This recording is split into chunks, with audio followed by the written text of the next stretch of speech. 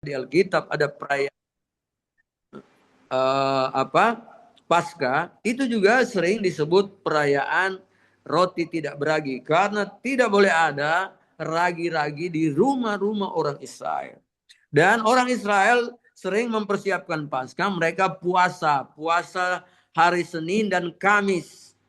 Dan mereka dalam berpuasa itu mempersiapkan diri begitu rupa, sehingga dalam perayaan Paskah mereka mendapat makna yang spiritual, makna rohani. Dan saudara, jadi langkah mendekati Paskah mereka juga membersihkan rumah-rumah. Tidak boleh ada ragi di situ. Dan bagi orang dulu, orang di kemudian, ragi ini bicara tentang dosa. Nah, dan mereka kemudian ada makan Paskah yang disebut malam seder.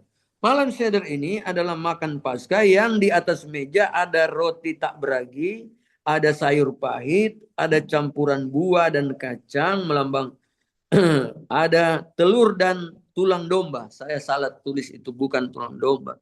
Itu daging domba yang sudah dipanggang, yang sudah dimasak begitu rupa. Nah, telur dan daging domba ini, saudara-saudara, itu disajikan di meja. Dan saudara-saudara, nah ini juga cikal bakal kenapa di perayaan Paskah banyak yang menggunakan telur Paskah. Karena orang Yahudi merayakan Paskah menggunakan juga media telur. Banyak yang bertanya waktu itu, kenapa ada telur Paskah, ada telur dalam perayaan Paskah? Karena orang Yahudi berasumsi bahwa telur ini adalah lambang kehidupan. Jadi dari telur ini akan lahir ayam, burung dan lain-lain. Jadi mereka tidak harus telur ayam, tapi mereka ada telur burung tekukur dan yang penting bermedia telur. Nah, saudara-saudara, dan akhirnya mereka mengucapkan membaca Haggadah. Haggadah ini adalah buku yang menulis sejarah keluarnya orang Israel dari Mesir dan suka dukanya selama 430 tahun mereka di Mesir. Dan ini dibaca kepada anak cucu selama 7 hari. Mereka berharap anak cucu tidak pernah lupa bahwa orang Israel itu ada sampai hari ini karena dibebaskan Tuhan. Mereka tidak boleh lupa diri. Mereka harus selalu ingat bahwa Tuhanlah yang sudah membebaskan mereka. Itu selama satu minggu. Dan saudara-saudara, ini penting bagi kita. Baru ada permainan afikomen dalam orang Yahudi. Orang merayakan perayaan ini, anak-anak mencari potongan matzah. Dan di situ lebih banyak yang mereka cari adalah telur, sehingga di banyak gereja baik timur dan barat tradisi ini berjalan bahwa ada telur Paskah, ada telur Paskah yang disembunyikan di tempat-tempat tertentu yang bertulisan dan sebagainya untuk mengisi perayaan saja sebenarnya, untuk permainan, tidak ada makna lebih dari itu. Saudara-saudara, itu yang terjadi kepada orang Israel. Tapi yang paling pasti mereka merayakannya sampai hari ini. Sampai hari ini orang Israel merayakan dan merayakan Paskah. Yang berikut, orang Israel beragama Kristen dan gereja mula-mula. Kenapa saya tulis begitu? Karena kalau saudara belajar, perayaan Paskah itu dirayakan oleh Kristen yang orang Yahudi. Ingat, kita harus ingat bahwa gereja awal beribu orang itu tidak ada orang di luar Yahudi. Itu orang Yahudi, para rasul, 70 murid, dan orang-orang yang lihat Yesus naik ke surga, orang-orang yang disembuh-sembuhkan itu semua orang Yahudi. Yang tidak ada yang bukan Yahudi. Sehingga dalam perayaan Paskah itu cara Yahudi itu mewarnai, tapi selalu diarahkan bahwa kalau domba, mereka bilang inilah domba Paskah, yaitu Yesus yang sudah tersalib di Bukit Golgota. Dan saudara-saudaraku yang dalam Tuhan, dan orang Israel Kristen awal-awal, Kristen mula-mula itu merayakan Paskah sama waktu dengan orang Israel merayakan Paskah. Karena mereka merujuk ke sejarah. Karena memang Paskah Kristen itu adalah kelanjutan dari Paskah Israel, tetapi beda dalam pemaknaan, beda dalam apa yang harus disampaikan. Saudara-saudaraku dalam Tuhan, ada seder itu makan Paskah, sudah di situ ada juga ceramah makan khusus yang disebut seder yang mengikuti tata cara Haggadah untuk menceritakan kembali kisah keluar. Nah, orang gereja mula-mula ada juga Haggadah atau cerita atau buku yang menulis tentang sejarah orang Israel keluar dari Mesir, tetapi ada tulisan-tulisan bagaimana karya Yesus yang begitu spektakuler, Yesus yang berkorban bagi kita, Yesus yang mati dan Yesus yang bangkit. Itu diceritakan pada anak cucu. Kalau orang Israel 7 hari, gereja mula-mula, orang Kristen Yahudi yang mula-mula itu bercerita selama 8 hari. Dalam persiapan selalu orang Kristen mula-mula, kalau orang Yahudi puasa itu hari Senin dan hari Kamis, orang Kristen mula-mula mereka puasa itu Selasa dan hari Rabu dan hari Jumat. Sehingga biasanya kalau ada perayaan Paskah awal-awal gereja mula-mula orang-orang Yahudi yang Kristen itu mereka puasa berbeda dengan orang Yahudi puasa waktu itu. Mereka mempersiapkan diri supaya mereka layak, supaya mereka sadar betul bahwa ini bukan perayaan biasa, ini perayaan akbar yang membebaskan mereka dari ikatan setan, dari ikatan penyakit, dari ikatan dosa, dan mereka mendapat hidup yang kekal. Itu perayaan. Dan saudara-saudara, penting sekali dalam kita merayakan Paskah, kita juga harus, dan orang Israel kalau merayakan Paskah itu mereka kumpul satu keluarga. Jadi satu keluarga kumpul. Tidak ada yang tidak boleh. Tidak boleh tidak ada yang kumpul. Kalau ada yang tidak kumpul dan mensyukuri Paskah, biasanya mereka dilenyapkan dari kumpulan orang Israel. Mereka harus dihukum mati. Karena ini ibadah wajib, saudara-saudara. Nah, mereka harus kumpul satu keluarga dan keluarga-keluarga ini harus bicara tentang Tuhan. Begitu juga gereja mula-mula. Gereja mula-mula juga mereka kumpul keluarga dan keluarga anak cucu mereka dibicarakan tentang bagaimana karya Yesus yang spektakuler yang membebaskan mereka. Kita gereja abad ini yang modern kadang-kadang bermasalah di sini. Banyak orang dalam perayaan Paskah tidak menghadirkan semua anggota keluarga. Sebenarnya perayaan Paskah itu harus menghadirkan baik ayah, ibu, anak, cucu, kakak, adik. Kita harus hadirkan. Karena perayaan Paskah itu berhubungan dengan mengingat kembali. Sama Israel, mengingat kembali karya Yesus yang luar biasa di salib Golgota. Saudara-saudara, saya terus saja. Dan kalau sudah perhatikan dalam perayaan Paskah Israel, gereja awal tidak disediakan roti, tidak mengikuti tradisi memakan roti tidak beragi selama 7 hingga 8 hari yang melambangkan kesucian dan memaksa meninggalkan dosa. Jadi gereja mula-mula selalu berusaha untuk selama 8 hari sebagai waktu untuk introspeksi diri bagaimana supaya Tuhan kita ini tidak menyakiti Tuhan, tidak melakukan dosa, agar supaya berkat Paskah itu sampai kepada kita. Kita yang adalah umat pilihan Tuhan sama dengan Israel, kita harus menerima berkat sebenarnya sama. Cuma kadang-kadang kita gagal melepaskan diri dari dosa. Gereja abad ini bergumul dengan dosa kebencian. Begitu banyak orang yang berkhotbah mengampuni, tapi dia tidak pernah mengampuni. Kita harus mengampuni sesakit apapun perbuatan orang kepada kita. Kita harus melepaskan pengampunan.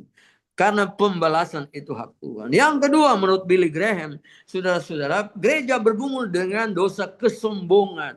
Begitu banyak orang-orang gereja yang sombong, yang tidak mau menundukkan diri kepada Tuhan, yang tidak mau mendengar pemimpin-pemimpin. Kadang-kadang sebagai seorang gembala, saya sangat prihatin yang melihat ada orang-orang yang diberi berkat, sukses secara finansial, materi, punya toko, punya hotel, punya banyak kekayaan, punya jabatan-jabatan di sekuler yang sangat besar. Ini telah merubah hidup mereka menjadi orang-orang sombong yang akhirnya ujung-ujungnya orang sombong itu akan jatuh. Itu kata firman. Jangan, itu sebabnya introspeksi diri dalam Paskah ini penting supaya kita menerima berkat Paskah. Sakit, kalau kita sakit kita sembuh, kalau kita ada dosa diampuni, kalau kita diganggu setan, setan akan jauh dan kita mendapat kepastian keselamatan. Itu sebabnya selalu kita introspeksi, baik papa, mama, anak-anak diingatkan, jangan bikin dosa, jangan hidup dalam dosa, apalagi abad ini begitu banyak orang jatuh dalam dosa perzinahan. Mari kita lepaskan, kita hidup sebagai orang-orang terang, saudara-saudara. Jadi itu yang menjadi inti dari perayaan Paskah Kristen di abad awal-awal. Saudara-saudara, secara ringkas Kristen Yahudi merayakan Paskah dengan memandang Paskah Yahudi sebagai sejarah peringatan Israel yang dipenuhi dalam salib Yesus Kristus. Jadi orang Israel Kristen dan kemudian Israel di luar orang Yahudi, saudara-saudara, mereka melihat bahwa Paskah ini adalah kelanjutan yang terpenuhi sepenuhnya sempurna karena dalam karya Yesus di kayu salib. Saudara tahu, Kristen yang bukan orang Yahudi pertama itu adalah Cornelius. Cornelius dan keluarganya yang dicatat dalam Kisah Para Rasul pasal yang ke-10 mulai ayat 1. Dia dibaptis, dia terima Yesus, dia penuh Roh Kudus, dia dan keluarganya, satu keluarga, begitu banyak. Dia adalah seorang tentara, dia pemimpin pasukan dan luar biasa. Orang ini harus gereja GPDI Pnel Batu Licin dan kami GPDI, saya di Manado ini GPDI Gabriel Kota Manado. Harus belajar memang. Kenapa? Walaupun dia seorang pemimpin pasukan yang dihormati, yang memiliki jabatan besar, tapi dia Alkitab selalu berdoa. Selalu Dia adalah seorang yang tulus hati. Coba kata pendeta Jerry baca tentang Cornelius dalam Kisah Para Rasul pasal 10 ayat 1 sampai ayat 5 saja. Boleh enggak? Kisah Para Rasul ayat 1 sampai 5. Di Kaisarius ada seorang perwira pasukan yang disebut pasukan Italia. Ia saleh beserta seisi rumahnya takut akan Allah, dan ia memberi banyak sedekah kepada umat Yahudi dan senantiasa berdoa kepada Allah. Dalam suatu penglihatan, kira-kira jam 3 petang, jelas tampak kepadanya seorang malaikat Allah masuk ke rumahnya dan berkata kepadanya, Cornelius. Ia menatap malaikat itu dan dengan takut ia berkata, ada apa Tuhan? Jawab malaikat itu, semua doamu dan sedekahmu telah naik ke hadirat Allah, dan Allah mengingat engkau. Sampai Dan situ. sekarang Sampai situ dulu, sampai situ. Nanti pasal itu adalah cerita semua tentang Cornelius. Apa yang kita perlu pelajari yang perlu kita masukkan sebagai cara hidup spiritual orang-orang gereja, termasuk yang kita yang mengikuti pendalaman firman ini, ada 4 hal penting dari Cornelius. Sampai tiba-tiba sementara berdoa, Tuhan datang berbicara kepadanya. Tuhan berkata bahwa Cornelius, doamu dan sedekahmu telah naik ke hadapan Tuhan. Ingat baik-baik, doamu, ibadahmu itu diperhatikan oleh Tuhan. Doamu dan sedekahmu. Kalau saudara belajar tentang Cornelius, dia adalah seorang, ditulis itu, dia adalah seorang saleh, orang takut Tuhan. Dia banyak berdoa dan banyak memberi sedekah. Kalau saudara belajar orang Israel, kata sedekah selalu berhubungan dengan korban-korban. termasuk korban persepuluhan. Dia memberi banyak sekali, bukan sedikit, banyak sekali, sudah tahu. Dan kalau saudara pergi ke Kaisarea hari ini, saya pernah sampai di Kaisarea, sudah tahu. Ini adalah tempat di mana keturunan Cornelius itu menjadi orang-orang kaya raya di sana. Di sana ada rumah-rumah yang saya tanya kepada guide berapa harganya. Dia bilang ini bisa 1 triliun. Ini bisa ratusan miliar. Itu secara finansial mereka orang-orang yang diberkati. Kenapa? Karena dalam memberi, dalam Alkitab ada kata didomi. Kalau saudara tabur, kalau saudara beri, maka akan diberi. Kalau kita berkat, Tuhan akan melimpahkan berkatnya kepada gereja. Tapi hari-hari ini ada orang bicara-bicara di YouTube bahwa kalau memberi itu dirampok oleh pendeta katanya. Itu kalau memberi persepuluhan dan lain-lain. Kita sedang digiring untuk jangan pernah memberi. Jangan pernah memberi sesuatu. Bahkan beri yang sedikit-sedikit. Padahal kalau kita belajar dari Cornelius, saya lihat dengan mata bagaimana kehidupan keturunan di kemudian Cornelius dan keluarganya bukan orang-orang biasa. Mereka kemudian menjadi diberkati. Karena apa yang kau tabur, itu yang kau tuai. Jangan salahkan Tuhan. Kalau jadi kita jadi Kristen, kita biasa-biasa saja. Akhirnya kita menjadi orang Kristen yang berkatnya yang penting masuk surga. Banyak orang berkata, biar Jo, yang penting masuk surga. Padahal kita dijanjikan kalau Israel diberkati, kita juga diberkati.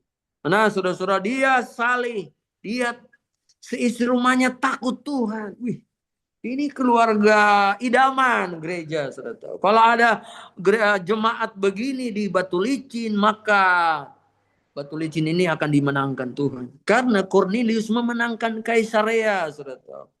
Karena dia rendah hati. Padahal dia pemimpin pasukan. Kalau saudara baca, dia kurang lebih 100 sampai 200 tentara yang dia pimpin. Mereka sangat berkuasa. Mereka bisa melakukan apa saja. Dia bisa perintah ke sana kemari. Tapi dia memilih untuk saleh, untuk takut Tuhan. Akhirnya ini memberkati istri dan anak-anaknya. Alangkah indahnya kalau di GPDI PNIL Batu Licin ada bapak-bapak yang jadi berkat seperti ini. Wow, luar biasa. Sangat setia berdoa. Cornelius rajin sekali berdoa, sudah tahu. Biasanya orang kaya punya jabatan besar, ini mau lakukan. Tapi mudah-mudahan di GPDI Gabriel di Manado, Kota Manado, di GPDI PNIL Batu Licin, kita akan temukan ada orang-orang yang punya jabatan tinggi, berpengaruh besar, kayanya minta ampun, yang telah selalu datang merendahkan diri, datang kepada Tuhan. Luar biasa Cornelius. Dan dia adalah orang pertama dari di luar orang Yahudi yang dijamah Tuhan, yang diselamatkan Tuhan. Itu sebabnya akhirnya melebar, jadilah kumpulan orang-orang di luar Yahudi yang terima Yesus jadi banyak, luar biasa. Saudara-saudara, itu yang sedikit saya sampaikan. Dan kalau saudara perhatikan, nah berikut kita maju saja di poin yang ketiga, Yesus Kristus merayakan Paskah.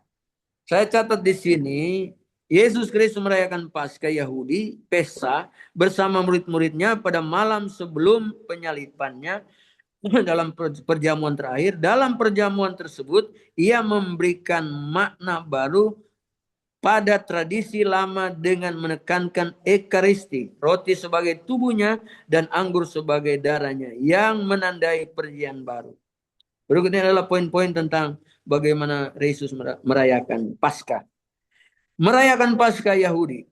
Sebagai seorang Yahudi, Yesus merayakan Paskah yang memperingati pembebasan bangsa Israel dari Mesir. Jadi banyak orang lupa bahwa Yesus Kristus itu adalah orang Yahudi, saudara tahu, orang Israel. Papanya orang Yerusalem, mamanya orang Nazaret. Semua itu di Israel. Jadi mereka adalah orang Israel. Para rasul, murid-muridnya juga semua orang Yahudi. Nah, Yesus kumpul kepada mereka untuk merayakan perayaannya perayaan Paskah dalam bentuk perjamuan yang dilakukan juga oleh orang-orang Israel dan gereja mula-mula. Saudara-saudaraku Islam Tuhan, nah ada pernyataan penting dalam perayaan Paskah Yesus. Kenapa? Kalau dulu perayaan Paskah yang menjadi tradisi dari orang Israel itu selalu ketika yang dipecah-pecahkan itu adalah daging yang sudah dibakar, daging domba yang terbaik yang sudah dibakar, yang sudah masak, dan itu potongan-potongan dibagikan. Dan mereka ketika dibagikan, orang Yahudi selalu ada di Haggadah itu ada ucapan yang selalu diucapkan. Kalau orang Yahudi mulai membagi-bagikan daging perjamuan, daging perayaan Paskah Yahudi, mereka selalu bilang begini, inilah roti sengsara, inilah daging sengsara yang dimakan oleh nenek moyang kita di tanah Mesir. Inilah daging sengsara yang dimakan. Jadi Paskah itu mengingat kembali sejarah masa lalu yang panjang. Ini yang daging sengsara, roti sengsara, itu roti tidak beragi. Jadi dia makan daging dan roti satu kali langsung dan mengucapkan kata-kata ini. Kalau satu rumah, pemimpin Paskah di rumah itu suami. Itu sebabnya dari dulu disebut bahwa suami adalah imam di situ. Tapi gereja abad ini banyak bapak-bapak tidak suka gereja, bahkan hidup dalam dosa, hidup mabuk-mabuk, tidak menjadi imam dalam rumah. Kalau di Israel bapak seperti ini, itu harus dilenyapkan, saudara-saudara. Karena dia harus memimpin. Tidak boleh perempuan yang pimpin ini Paskah di rumah-rumah. Wow, mudah-mudahan ini menjadi catatan penting bagi kita dalam perayaan Paskah, bahwa bapak-bapak harus mengambil peran, sudah tahu. Bisa saja bapak-bapak itu tidak bisa pimpin ibadah di muka, doa di muka, dapat tugas macam-macam, tapi di rumah dia harus membiasakan diri, dialah orang pertama yang memimpin ibadah keluarga. Saudara-saudara. Nah, inilah roti daging sengsara yang dimakan oleh nenek moyang kita. Tapi ketika Yesus mengadakan Paskah, dia mengucapkan kalimat yang berbeda. Dia berkata, inilah tubuhku. Saya sempat mencatat, saudara-saudara. Ada Yesus, saudara-saudara, Yesus sempat mengatakan ini pada perjamuan malam. Coba saudara perhatikan. Ada ayat di situ, iya. Matius pasal yang ke-26, ayat 26 sampai 28. Bolehkah Pendeta Jerry baca?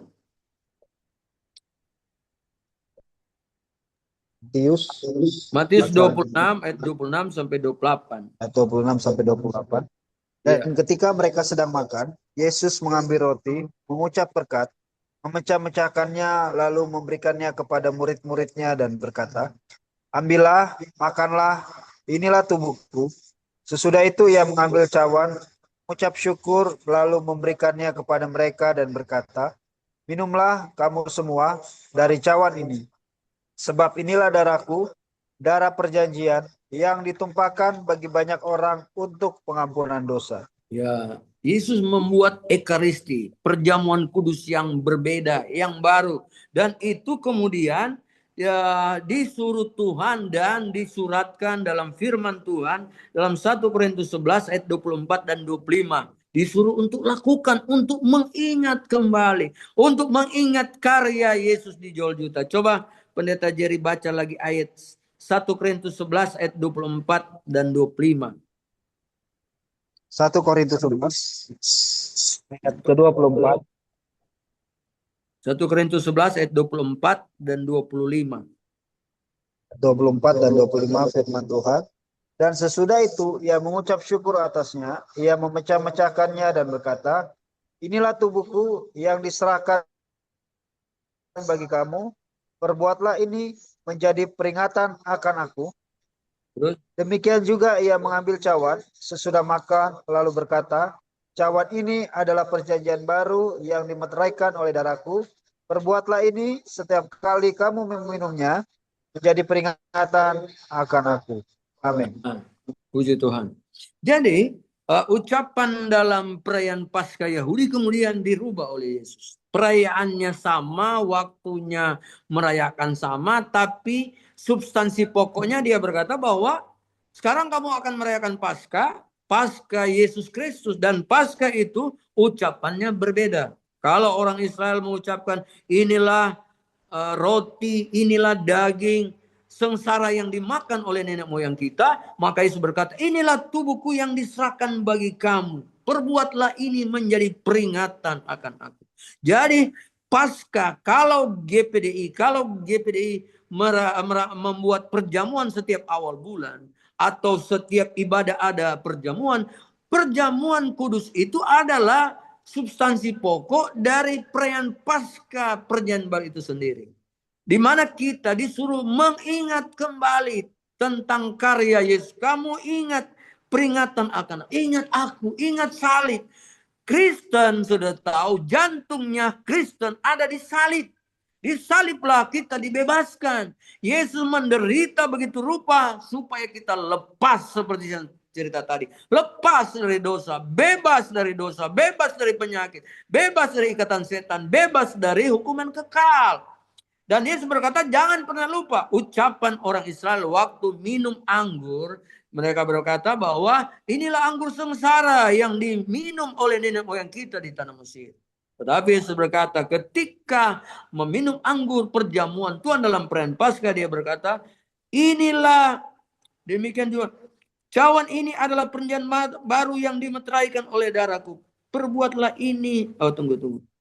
Inilah tubuhku yang serahkan bagi kamu, perbuatlah ini menjadi peringatan akan aku. Demikian juga ia mengambil cawan sesudah makan lalu berkata, cawan ini adalah perjanjian yang dimeteraikan oleh darahku. Perbuatlah ini setiap kali kamu meminumnya menjadi peringatan akan aku.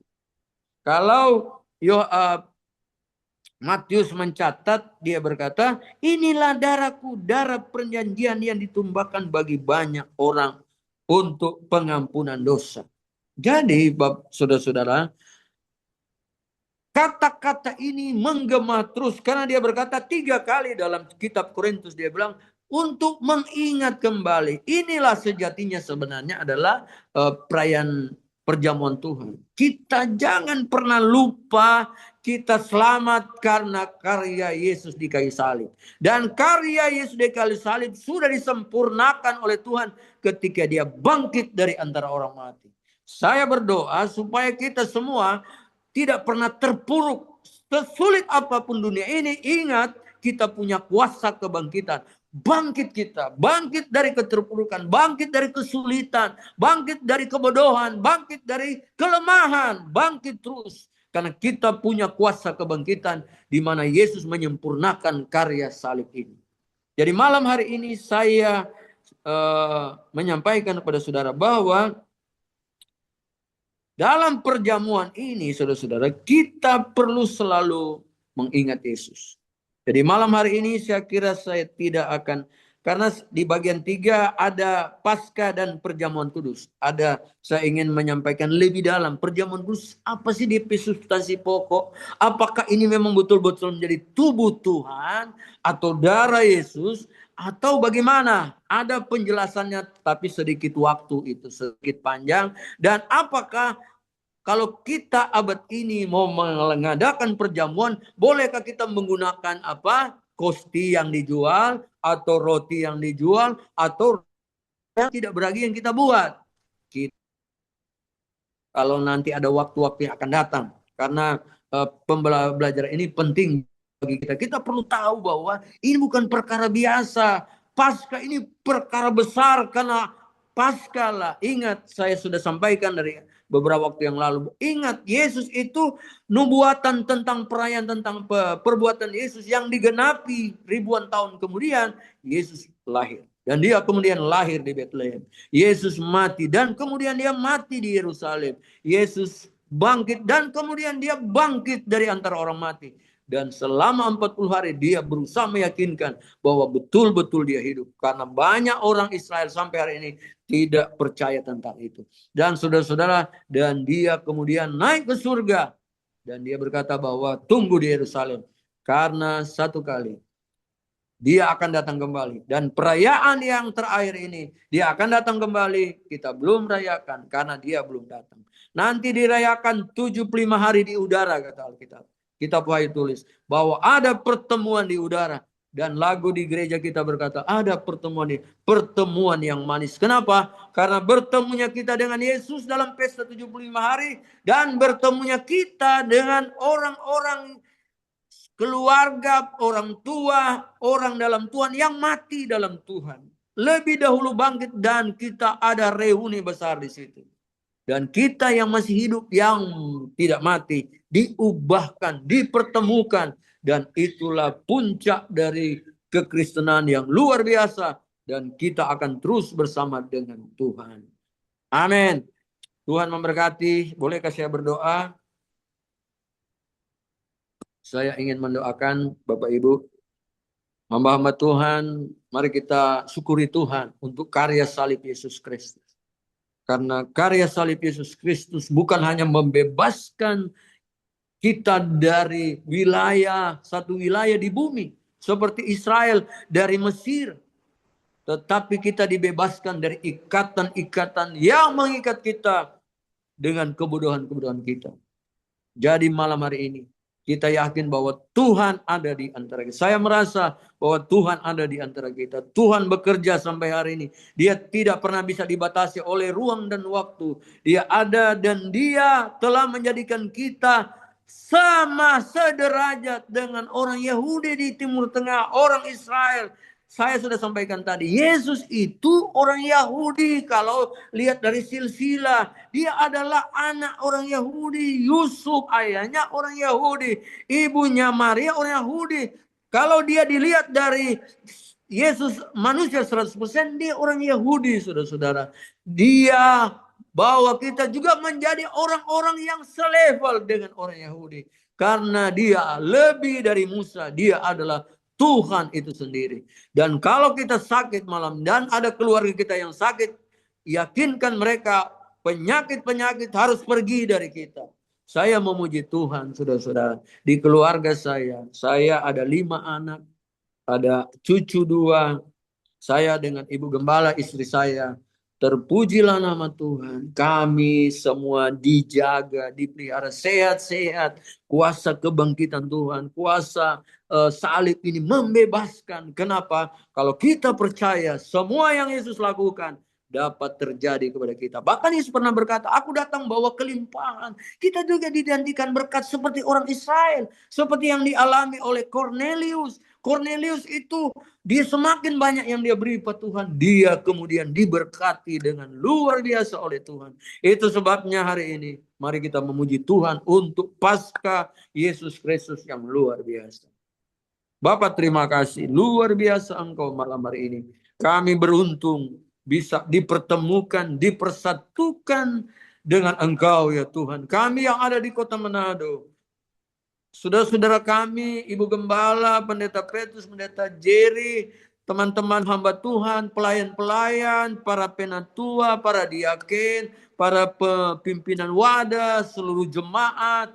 Kami berdoa ya Tuhan, supaya kami memahami betapa dalamnya karya salib Yesus. Betapa hebatnya Engkau membebaskan kami. Kami yang berdosa, ketika dosa ada dalam hidup kami melihat Israel gagal, mereka dipenjara, mereka disiksa. Tapi ketika Israel mencari Tuhan, dosa mereka diampuni. Mereka adalah bangsa yang penuh kemenangan, penuh berkat Tuhan. Dan kami merindukan ya Tuhan, semua anggota jemaat GPDI Pniel Batu Licin, dari orang tua, bapak-bapak, ibu-ibu, pemuda remaja, anak-anak sekolah minggu, mereka semua betul-betul dibebaskan dari dosa.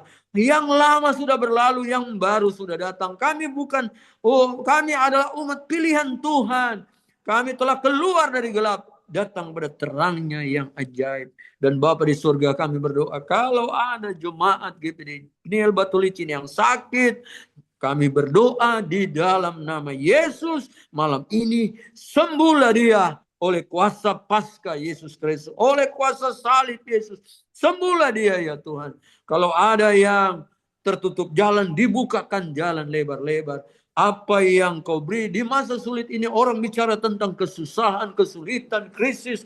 Tapi sebagai orang-orang yang diberkati Tuhan, kami akan bicara tentang mujizat demi mujizat, pertolongan demi pertolongan yang Tuhan lakukan kepada kami orang gereja, orang yang takut akan Tuhan. Dan Tuhan, kami yakin bahwa seluruh jemaat GPD Pniel Batu Licin telah terlepas dari dosa, terlepas dari setan. Mereka hidup memperhambakan diri bukan kepada dunia tetapi kepada Tuhan. Biar tidak ada di antara jemaat yang hidup dalam dosa kebencian Tuhan. Pengampunan Tuhan ada dalam gereja dan tidak ada kesombongan dalam gereja. Kami belajar dari Cornelius bagaimana Cornelius diberkati. Dia hidup dalam kerendahan hati. Dia saleh, dia takut akan Tuhan dan keluarganya. Dia banyak berdoa dan banyak memberi sedekah. Doa kami buat bapak-bapak di GPD Pniel Batu Licin. Bangkitlah mereka sebagaimana Yesus telah bangkit. Mereka hidup untuk kehidupan yang lebih baik di masa depan. Dan semua ibu-ibu menopang, semua anak-anak, cucu-cucu betul-betul mencari Tuhan. Karena hari-hari ini, hari-hari yang jahat. Kalau kami mencari Tuhan, hidup kami dibela, dilindungi, dijaga oleh Tuhan siang dan malam. Terpujilah nama Tuhan. Berkati terus Ibu Gembala, beri kesehatan dan kekuatan. Berkati terus Bapak Pendeta Petrus dengan hikmat dan urapan Tuhan. Pendeta Jerry dipakai Tuhan dengan heran. Biar tanda-tanda heran menyertai pelayanan di GPD Pniel Batu Licin. Berkati kami semua, berkati semua yang hadir malam ini. Segala kemuliaan hanya bagi Tuhan Yesus saja. Puji Tuhan, haleluya. Amin, amin, amin. Terpujilah nama Tuhan. Terima kasih. Terima kasih Pendeta Jerry. Terima kasih. Tuhan berkati. Sampai bertemu di pelayanan selanjutnya. Tuhan Yesus berkati. Oke, terima kasih semua. Selamat malam. Saya izin akhiri. Oke. Tuhan berkati. Om Paulus. Selamat malam. Iya.